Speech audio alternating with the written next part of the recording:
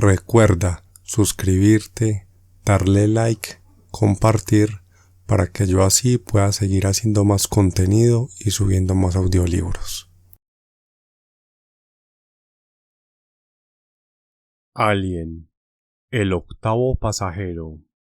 Novelización de la historia de Dan O'Bannon por el escritor Alan Dean Foster.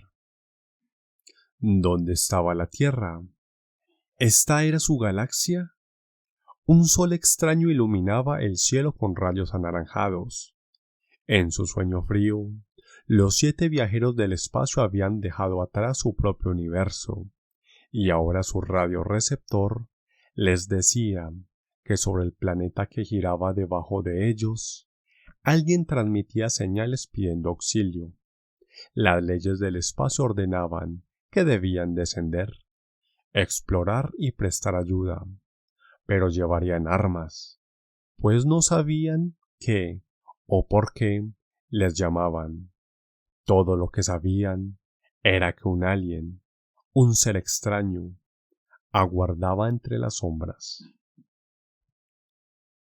A Jim, un buen amigo y compañero, explorador de extremas posibilidades. Capítulo 1. 7 soñadores. Entiéndase que no eran soñadores profesionales. Los soñadores profesionales reciben buena paga, respeto, son talentos muy bien cotizados, como casi todos nosotros. Estos 7 soñadores sin esfuerzo ni disciplina. Soñar profesionalmente, de modo que los propios sueños puedan ser registrados y repetidos para entretener a otros, es algo mucho más difícil. Requiere la capacidad de regular los impulsos creadores, semiconscientes, y de estratificar la imaginación, combinación extraordinariamente difícil de lograr. Un soñador profesional es, simultáneamente, el más organizado de todos los artistas y el más espontáneo. Trama sutil de especulación no directa y torpe como la de usted o la mía, o la de estos 7 soñadores. Entre todos, Ripley fue la que llegó más cerca de alcanzar ese potencial especial. Tenía cierto innato talento para el sueño y más flexibilidad de imaginación que sus compañeros, pero carecía de verdadera imaginación y de esa poderosa madurez de pensamiento característico del prosoñador. Ripley era excelente para organizar almacenes y carga, para perforar tarjetas A en una cámara de almacenamiento B, o para organizar convoyes. Era en el almacén de la mente donde su sistema de archivos se confundía. Esperanzas y temores, especulaciones y creaciones de medias pasaban libremente de un compartimiento a otro. La oficial de cédula Ripley necesitaba más dominio de sí misma. Pensamientos en bruto, exuberantes y confusos yacían esperando ser llamados, apenas bajo la superficie de la realización. Un poco más de esfuerzo, una mayor intensidad de autoconocimiento, y Ripley sería una excelente prosoñadora. Al menos, así pensaba ella ocasionalmente. En cambio, el capitán Dallas parecía perezoso y era, por contraste, el mejor organizado de todos, y tampoco le faltaba imaginación. De ello daba prueba su barba. Nadie llevaba en los congeladores barba, nadie más que Dallas. Era parte de su personalidad, como había explicado a más de un curioso compañero de vuelo, y no se separaría del anticuado vello facial, como no se separaría de ninguna otra parte de su anatomía. Dallas era el capitán de 2 naves, el remolcador, se corrijo, Nostromo, y su propio cuerpo, por supuesto. Ambos permanecían intactos en el sueño, así como en la vigilia. Así pues, Dallas tenía la capacidad reguladora, con un mínimo deseable de imaginación. Pero un soñador profesional requiere bastante, más que un mínimo, y esa es una deficiencia que solo puede compensarse mediante una cantidad desproporcionada de aquella. Dallas no era un prosoñador más realista que Ripley. Kane controlaba menos su pensamiento y su acción que Dallas, y tenía mucho menos para imaginar. Era un buen funcionario ejecutivo, pero nunca sería capitán. Eso requiere cierto impulso, aunado a la capacidad de mandar a otros, y Kane no tenía ninguno de esos dones. Sus sueños eran sombras amorfas, translúcidas en comparación con las de Dallas, así como el propio Kane era como un eco más tenue, menos vibrante, del capitán. Esto no le impedía ser agradable, pero soñador requiere cierta energía extra, y Kane apenas tenía suficiente para la vida diaria. Los sueños de Parker no eran ofensivos, pero eran menos pastorales que los de Kane. En ellos había poca imaginación.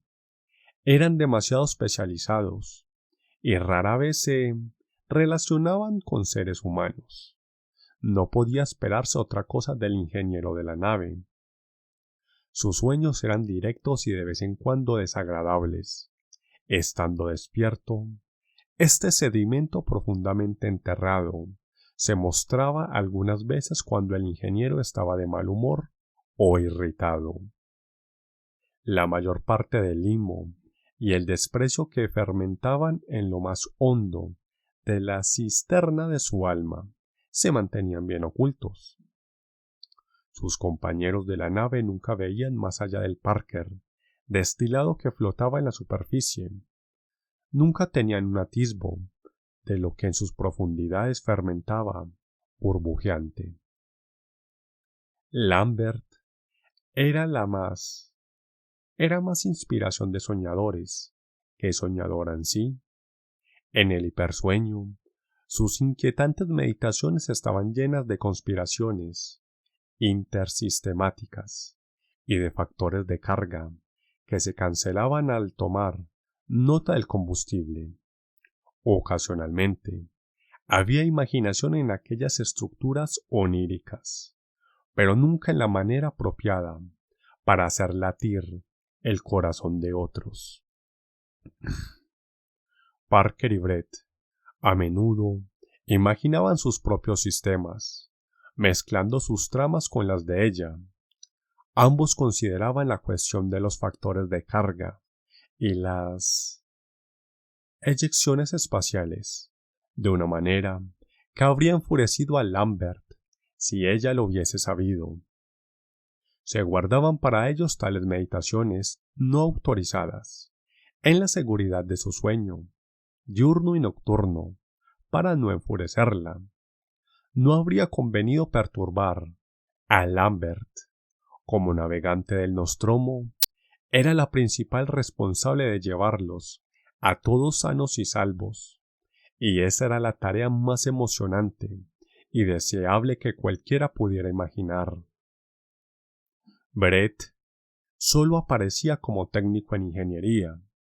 Tal es una curiosa manera de decir que era tan inteligente y entrenado como Parker, pero le faltaba antigüedad, y los dos formaban una pareja extraña, pues eran totalmente distintos a los ojos de los demás. Sin embargo, coexistían y trabajaban juntos a la perfección. En gran parte, su triunfo como amigos y colaboradores se debía a que Brett nunca se metía en los terrenos mentales de Parker. El técnico era tan solemne y flemático en su aspecto y habla, como Parker voluble y caprichoso. Parker podía hablar durante horas, acerca de la falla de un circuito de micronave, maldiciendo a sus antepasados hasta llegar a la madre tierra, de la que originalmente habían salido sus constituyentes. Y Brett comentaría pacientemente: correcto. Para Brett, esa sola palabra era mucho más que una expresión de su parecer, era una expresión de sí mismo, y el silencio era la forma más limpia de comunicación. En la locución estaba la demencia. Y Ash, por otra parte, que era el oficial de ciencias, pero no era esto lo que hacía tan curiosos sus sueños. Curiosos, no cómicos. Sus sueños eran los más profesionalmente organizados de todos los de la tripulación. Entre todos, era él quien estaba más cerca de alcanzar a su yo despierto. En los sueños de Ash no había absolutamente nada, ningún engaño. Eso no resultaba sorprendente para los que en realidad conocían a Ash. Sin embargo, ninguno de sus 6 compañeros de tripulación lo conocía. Ash sí se conocía bien. De haber sido interrogado, habría podido contestar porque nunca podía llegar a ser puro soñador. Nadie pensó jamás en preguntárselo, pese al hecho de que el oficial en ciencias claramente encontraba el prosueño más fascinador que cualquiera de ellos. Ah, y también estaba el gato. Su nombre era Jones. Era un gato corriente de casa, o mejor dicho, gato de nave. Jones era un gran macho amarillento, de padres desconocidos y hábitos independientes, acostumbrado a los avatares de los viajes de la nave y a la idiosincrasia de los humanos que viajaban por el espacio. También su dormir era frío, y soñaba simples sueños de lugares cálidos y oscuros y ratones sujetos a la gravedad. De todos los soñadores que había a bordo, Jones era el único contento, aunque no habría podido llamársele inocente. ¿Era un sinvergüenza? No, era una vergüenza, que ninguno de ellos hubiera calificado como prosoñador, pues cada uno tenía más tiempo para soñar en el curso de sus labores que una docena de profesionales, pese a lo lento del ritmo de sus sueños, por obra del dormir frío. La necesidad había hecho que el sueño fuese su principal vocación. Una tripulación del espacio sideral no puede hacer en los congeladores nada más que dormir y soñar. ¿Acaso siguieran siendo para siempre simples funcionarios o aficionados? Pero desde hacía tiempo eran aficionados competentes. Eran 7 apacibles soñadores en busca de una pesadilla. Aunque tenía una especie de conciencia propia, el Nostromo no soñaba. No lo necesitaba, así como no necesitaba el afecto, o más bien dicho, el efecto de conservación de los congeladores. Si soñaba, tales reflexiones sin duda eran breves y pasajeras, ya que nunca dormía. Trabajaba y se mantenía, y lograba que su complemento humano en hibernación siempre estuviese un paso adelante de la muerte, acechante que seguía al dormir frío. Como un tiburón gris, sigue un barco en el mar. Pruebas de la incesante vigilancia mecánica del Nostromo se hallaban por doquier, en la tranquila nave, en los tenues zumbidos y las luces, que eran como su aliento, la prueba de su sensibilidad instrumental. Aquello imbuía la textura misma de la nave, extendía sensores para revisar cada circuito y cada pieza de compresión. También afuera había sensores, palpando el pulso del cosmos, y aquellos sensores habían descubierto una anomalía electromagnética. Una parte del cerebro del Nostromo era peculiarmente capaz de descubrir el sentido de toda anomalía, y diríase que ya había masticado esta anomalía. Su sabor le había resultado tan extraño que había examinado los resultados del análisis y llegado a una conclusión. Activó instrumentos que antes dormían, circuitos que poco antes habían estado en reposo, volvieron a regular el flujo de los electrones. Como para celebrar aquella decisión, bancos enteros de luces brillantes parpadearon, señales de vida de un aliento mecánico e inquieto. Sonó un bip bip característico, como si hasta entonces solo hubiese estado presente un tímpano artificial para oír y reconocer. Era un sonido que no se había oído en el Nostromo durante algún tiempo, y eso indicaba un acontecimiento extraño. Dentro de esta inquieta botella que despertaba, ola de sonidos tenues y de luces, de aparatos que conversaban entre sí, había un compartimiento especial, y en aquella habitación de metal blanco había 7 capullos de metal y plástico, color de nieve. Un nuevo ruido llenó esta cámara, una exhalación explosiva que creó una atmósfera nueva, fresca, respirable. La humanidad se había colocado voluntariamente en esta posición, confiando en pequeños dioses de metal, como el Nostromo, para que le dieran aliento vital cuando no podía obtenerlo por sí mismo. Las ramificaciones de ese ser electrónico, semiconsciente, probaron entonces el aire recién exudado y lo declararon satisfactorio para sostener la vida de organismos tan frágiles como los de los hombres. Brillaron. Nuevas luces. Se cerraron más circuitos. Sin ruido se abrieron las capas de las 7 crisálidas, y las formas que había dentro, semejantes a gusanos, empezaron a salir, una vez más, a la luz. Vistos desde afuera, de sus sueños, los 7 miembros de la tripulación del Nostromo eran aún menos impresionantes que en el hipersueño. Por una parte, sus cuerpos escurrían gotas de líquido conservador del criosueño, con que los habían llenado y untado. Por muy analéptico que sea, el limo de cualquier clase no favorece la buena presentación.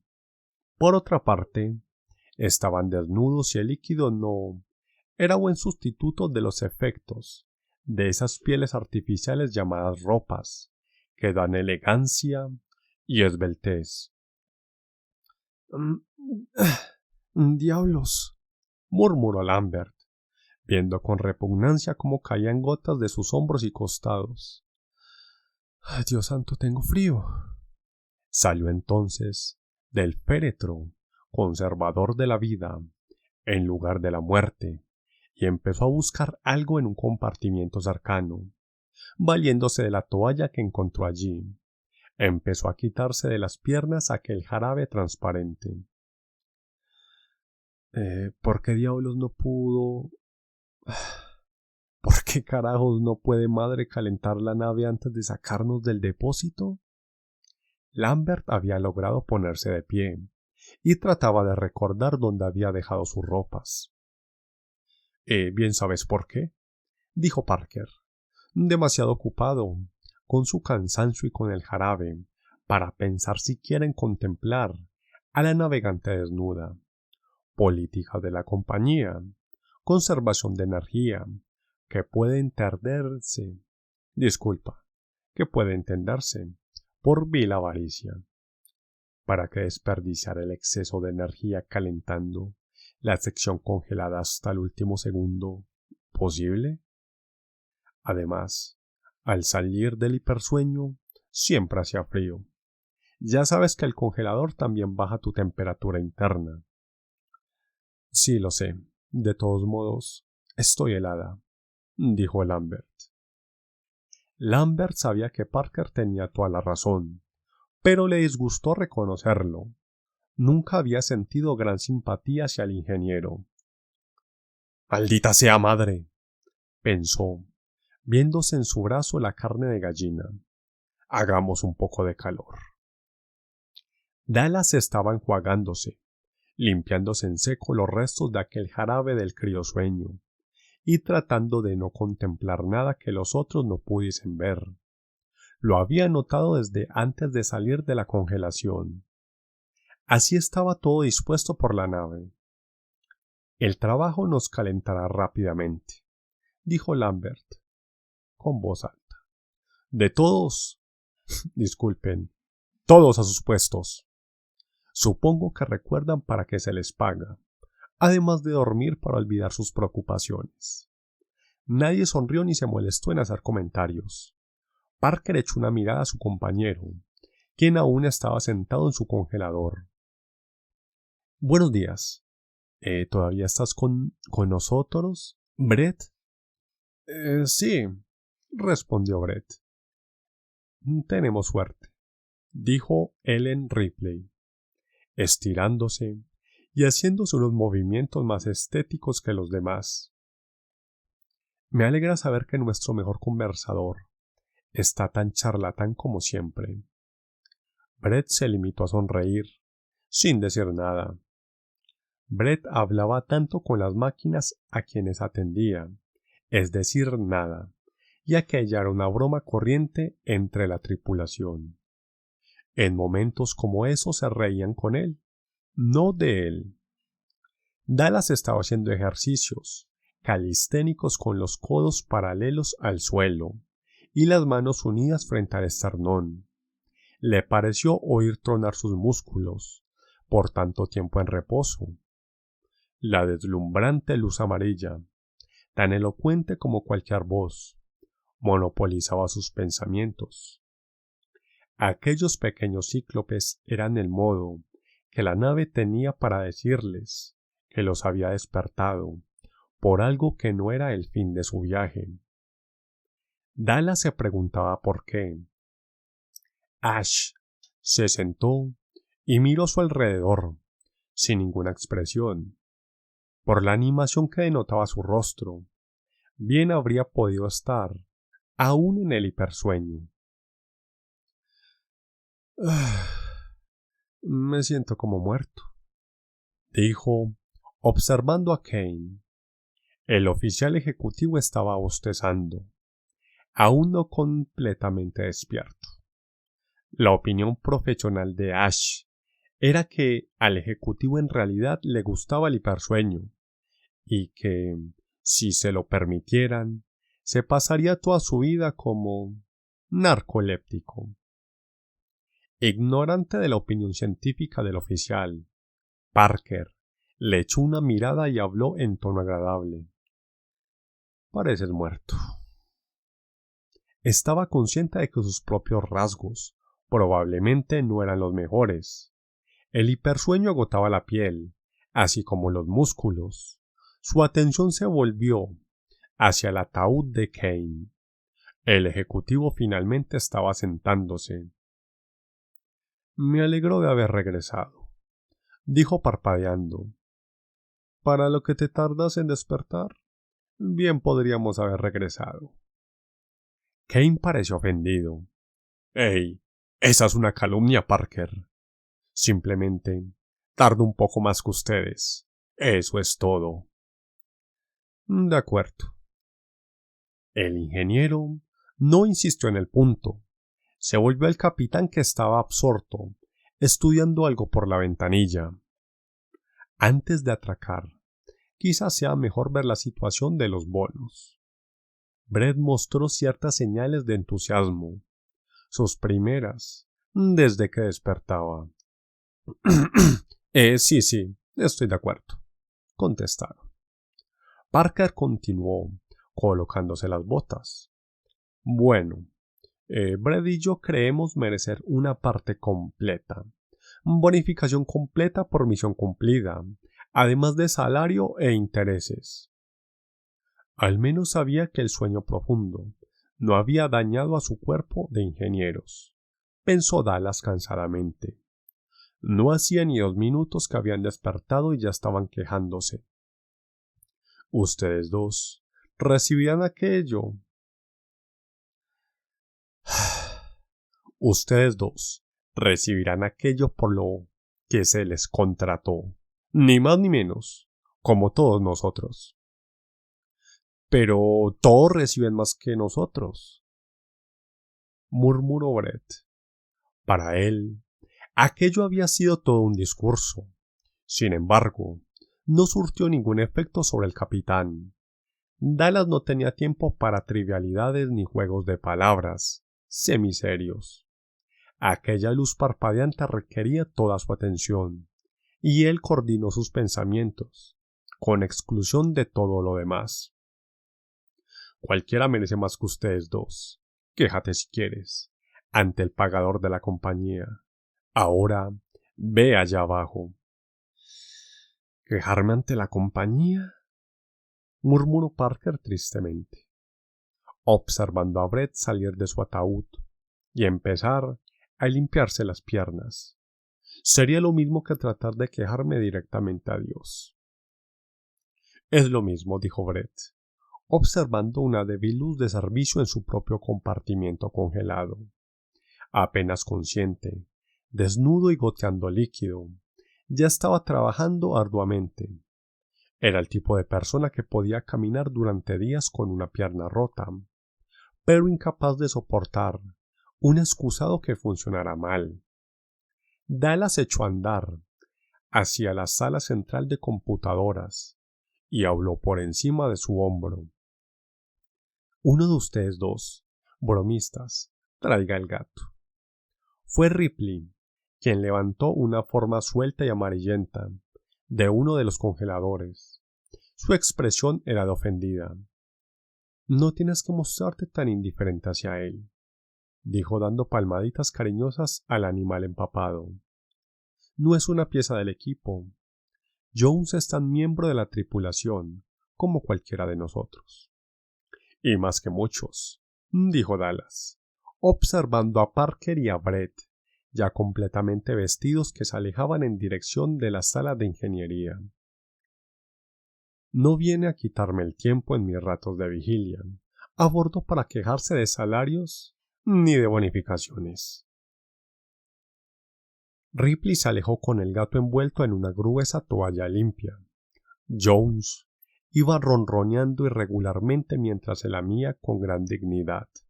No era la primera vez que lo sacaban del hipersueño. Por el momento, toleraría la ignominia de ser llevado así. Dallas había terminado de secarse. Luego oprimió un botón que había al lado de su ataúd. Un cajón se proyectó silenciosamente hacia adelante, sobre molduras casi a prueba de fricción. Contenía sus ropas y algunos objetos personales. Mientras se vestía, Ash se acercó sin hacer ruido. El funcionario de ciencias bajó la voz y habló mientras acababa de ajustarse una camisa limpia. Madre quiere hablarte, cuchicheó, y con la cabeza señaló en dirección de la luz amarilla, que parpadeaba continuamente en el cercano tablero suspendido. Ya la vi, dijo Dallas metiendo los brazos en su camisa. Es amarilla viva, cuestión de seguridad, no de advertencia. No digas a los demás. Si pasa algo grave, ya lo descubrirán muy pronto. Se deslizó dentro de una chaqueta color marrón sin planchar y la dejó abierta. No puede ser algo muy grave, sea lo que sea, dijo Ash con esperanza y volvió a señalar hacia la luz que no dejaba de parpadear. Es solo amarilla, no roja. Por el momento, repuso Dallas no tan optimista. Habría preferido un bonito y tranquilizante verde.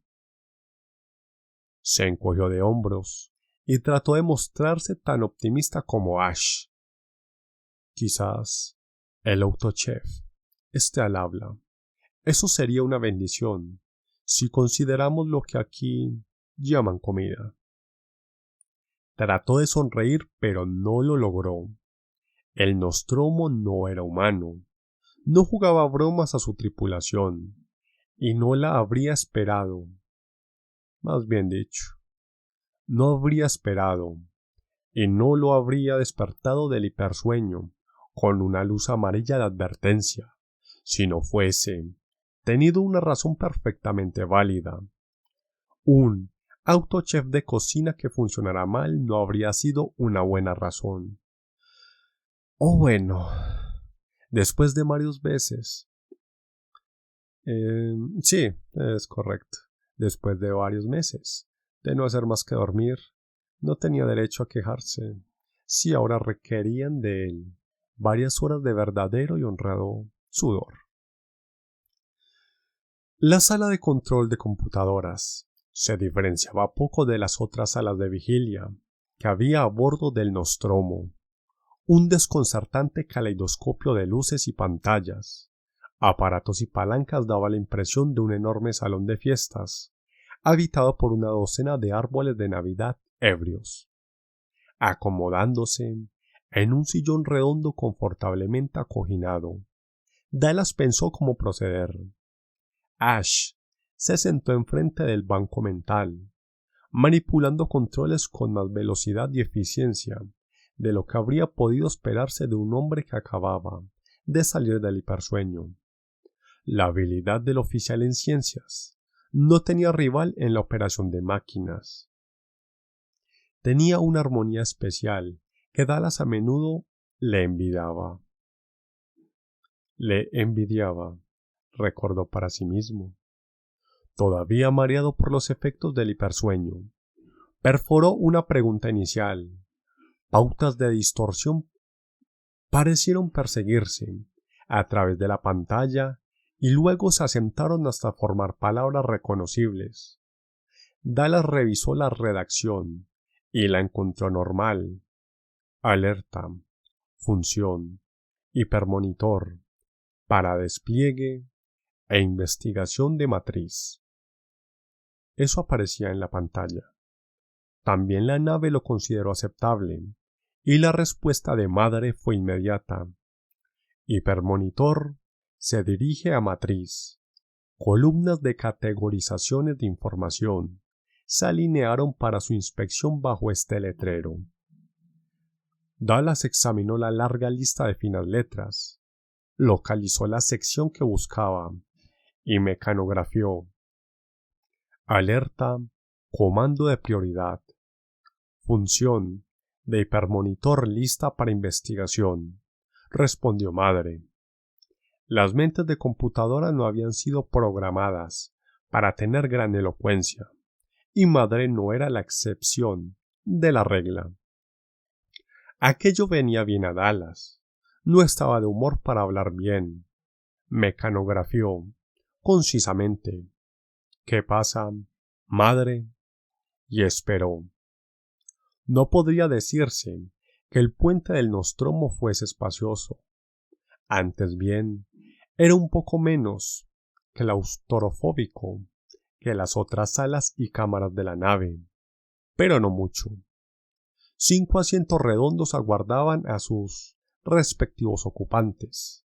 Las luces brillaban pacientemente, encendiéndose y apagándose en tableros múltiples, mientras incontables pantallas, de diversas formas y tamaños, también esperaban la llegada de humanos que estuviesen capacitados para pedirles lo que debían mostrar. Un gran puente habría sido una frivolidad muy costosa, pues la tripulación pasaba inmóvil en los congeladores la mayor parte del vuelo. Estaba diseñado estrictamente para el trabajo, no para el descanso ni el entretenimiento, y quienes trabajaban allí sabían aquello tan bien como las propias máquinas. Una compuerta sellada se deslizó silenciosamente dentro de la pared. Entró Kane, seguido de cerca por Ripley, Lambert y Ash. Avanzaron hasta sus sitios respectivos y se acomodaron tras los tableros, con la familiaridad de viejos amigos que se saludaban después de una larga separación. Un quinto sillón permaneció vacío, y seguiría así hasta que Dallas retornara de su conferencia con Madre. La computadora del banco mental del Nostromo. Aquel mote le venía muy bien. No se lo habían puesto en broma. La gente se ponía muy seria al hablar de las máquinas responsables de mantener la vida. Por su parte, la máquina aceptaba la designación con idéntica solemnidad, aunque no con los mismos tonos emocionales. Las ropas de todos eran tan sueltas como sus cuerpos, imitaciones libres de uniformes de una tripulación. Cada prenda revelaba la personalidad de su portador. Camisas y slacks, todo arrugado y desgastado por años de almacenamiento. Así también eran los cuerpos que envolvían.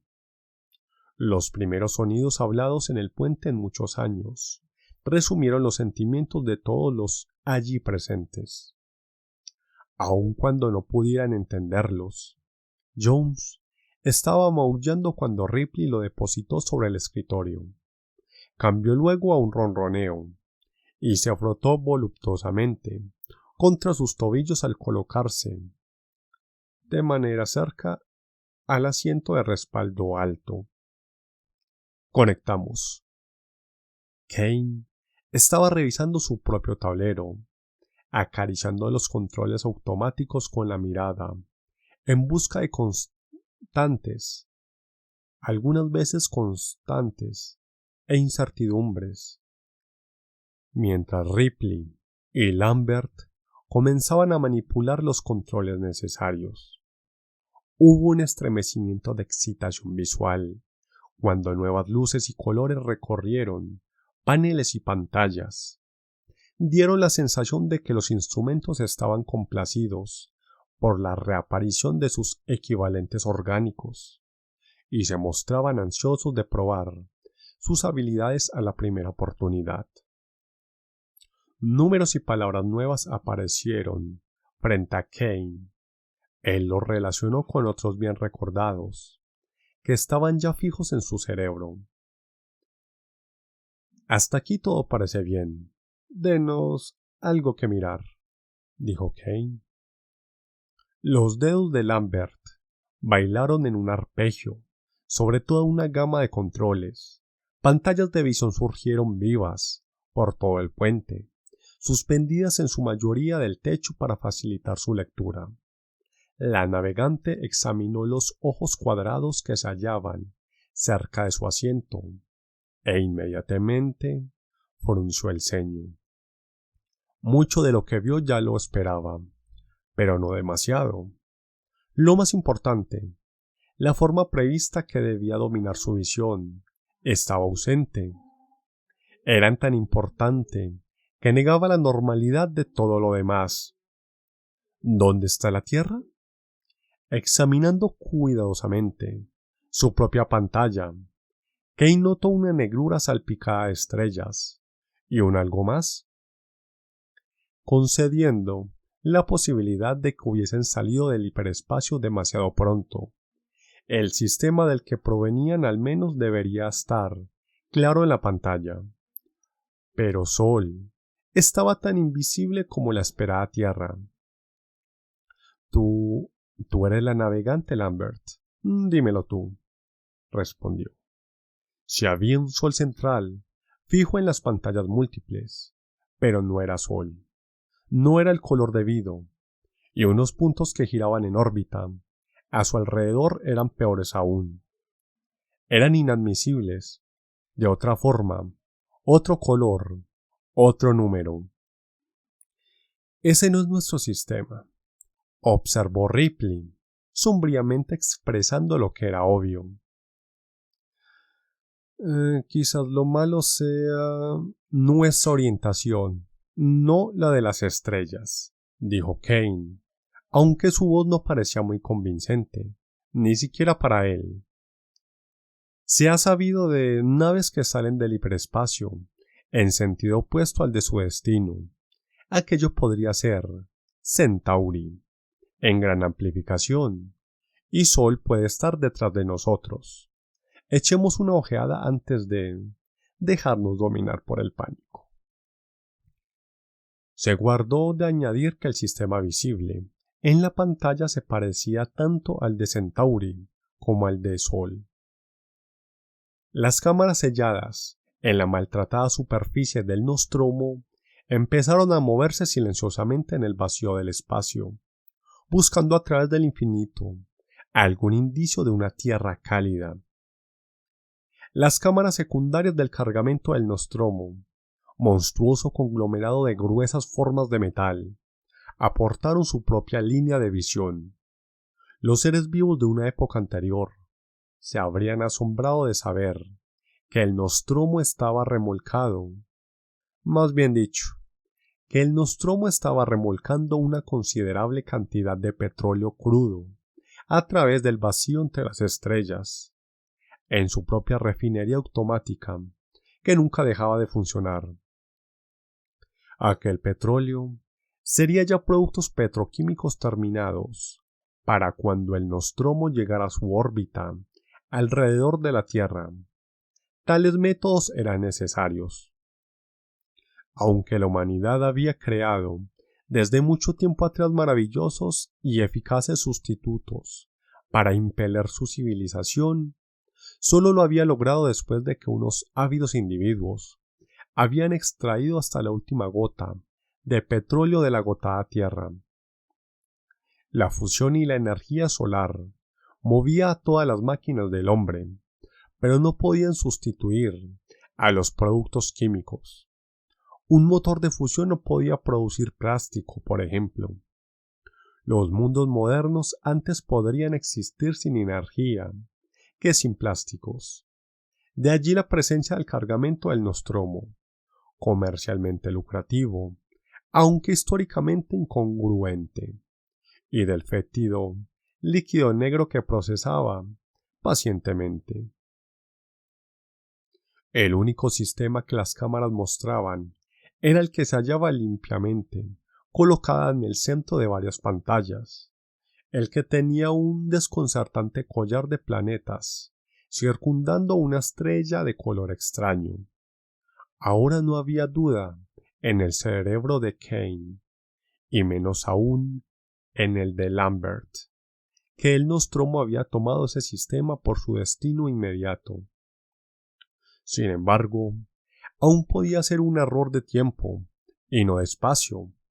Sol podría ser el sistema localizado en la cercanía, a derecha o a izquierda de aquellas estrellas.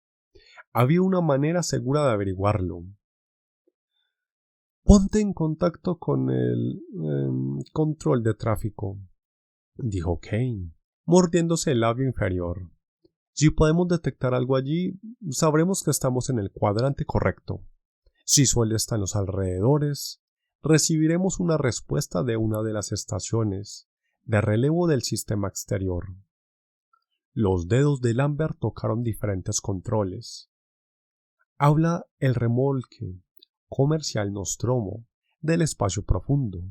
Registro número 180246. En camino a la Tierra, con cargamento de petróleo crudo y refinería apropiada. Llama al control de tráfico de la Antártida. ¿Pueden leerme? Cambio. Tan solo el tenue y continuo murmullo de soles distantes replicó por los astroparlantes. Cerca de los pies de Ripley, el gato Jones ronroneaba en armonía con las estrellas. Lambert intentó de nuevo. Remolque comercial Nostromo del espacio exterior. Llama a control de tráfico. Sol, Antártida. Tenemos dificultades de navegación fija. Llamada de prioridad. Por favor, respondan. Una vez más, tan solo el nervioso susurro de las estrellas. Lambert pareció preocupada. Mayday, Mayday. El remolque Nostromo llama a control de tráfico de Sol o a cualquier nave que nos escuche. Mayday. Responda. La injustificada llamada de auxilio. Lambert sabía que no estaban en peligro inmediato. No recibió ninguna respuesta. Desalentada, apagó el transmisor, pero dejó el receptor abierto en todos los canales, por si alguna otra nave pasaba cerca de allí transmitiendo. Sabía que no podíamos estar cerca de nuestro sistema, murmuró Ripley. Conozco la zona. Con la cabeza señaló la pantalla que colgaba encima de su propia estación. Eso no queda cerca del Sol, y nosotros tampoco. Sigue intentando, le ordenó Kane, que luego se volvió para enfrentarse a Lambert. Entonces, ¿dónde estamos? ¿Has dado una lectura? Dame un minuto, ¿quieres? No es fácil. Estamos muy lejos. Pero sigue intentando. No dejo de hacerlo. Varios minutos de intensa búsqueda y cooperación de computadoras produjeron una sonrisa de satisfacción en su rostro. Ya la encontré. ¿Y a nosotros? Estamos casi en los retículos de Z2. Aún no hemos llegado al anillo exterior poblado. Es demasiado profundo para aferrarnos a una boya de navegación. No digamos a un relevo de tráfico de Sol. Entonces, ¿qué demonios estamos haciendo aquí? Se preguntó Kane, en voz alta. Si todo está bien en la nave y no estamos en casa, ¿por qué nos descongeló madre? Fue solo coincidencia, no respuesta directa a la meditación del ejecutivo. Pero hubo una bocina de «Atención a la estación». Comenzó su sonoro e imperativo «Bip, bip». Cerca de la proa del Nostromo había una vasta cámara, casi llena de maquinaria compleja y poderosa. Allí vivía el corazón de la nave, el extenso sistema de propulsión que capacitaba al navío a distorsionar el espacio, a olvidarse del tiempo y hacer un palmo de narices metálicas a Albert Einstein. Y solo, incidentalmente, a mover las máquinas que mantenían con vida a su frágil tripulación humana. En el extremo de este complejo, macizo y zumbante, había un cubículo de cristal con un grano transparente en el extremo de aquel iceberg de hiperimpulso. En el interior, acomodados en asientos redondos, descansaban dos hombres. Eran los responsables de la salud y del bienestar de la tripulación de la nave, situación de la que ambos estaban contentos. Ellos la cuidaban y ella los cuidaba. La mayor parte del tiempo, la nave sabía cuidarse a sí misma, lo que les permitía dedicar su tiempo a obras más elevadas y dignas de atención, como beber cerveza o contarse cuentos sucios. Por el momento, tocaba el turno de divagar a Parker, que por centésima vez estaba contando el cuento del aprendiz de ingeniero en el prostíbulo barato. Era un buen cuento que nunca dejaba de provocar una o dos sonrisas a... Disculpa. Sé que es un buen cuento, que nunca deja de provocar una o dos sonrisas, en especial al compañero Brett, y una buena carcajada al propio, bueno, ya sabes, narrador. Y así la madame se lanza contra mí, preocupada y furiosa al mismo tiempo, decía el ingeniero, e insiste en que vayamos a rescatar al pobre estúpido. Supongo que no sabía en lo que se había metido. Como de costumbre, río de buena gana. ¿Tú recuerdas el lugar? 4 paredes, techo y piso... No, espera. 4 paredes, un techo y un piso perfectamente reflejados. Ah, sí, pero sin cama. Solo una red de terciopelo suspendida en el techo de ese cuarto, para limitar las actividades y evitar los choques con las paredes. Sacudió la cabeza, como desaprobando su recuerdo. Eso no es lugar para que se metan aficionados. Sabes que no. Supongo que este pobre fue llevado allí con engaños por sus compañeros de tripulación, por lo que después me contó la muchacha. Mientras ella se estaba limpiando, todo empezó bien, pero luego empezaron a girar, y a él le entró el pánico. No lograban controlar la nave. Ella trató, pero se necesitan 2 para... sí. Se requieren 2 para detenerla, así como para empezar la caída libre. Y con los espejos, confundiendo su sentido de la posición y todo lo demás, aparte de la caída, él no podía dejar de vomitar. Parker tomó otra bocanada de cerveza. Nunca había visto ese desastre en toda su vida natural.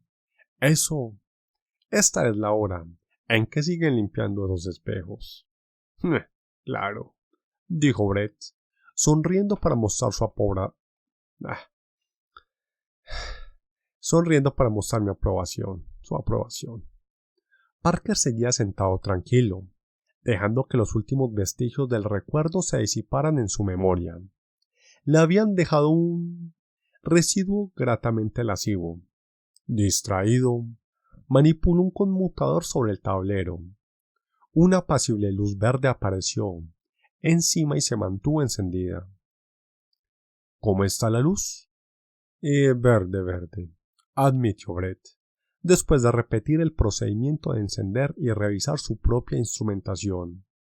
La mía también, ¿sabes?, dijo Parker estudiando las burbujas de la cerveza.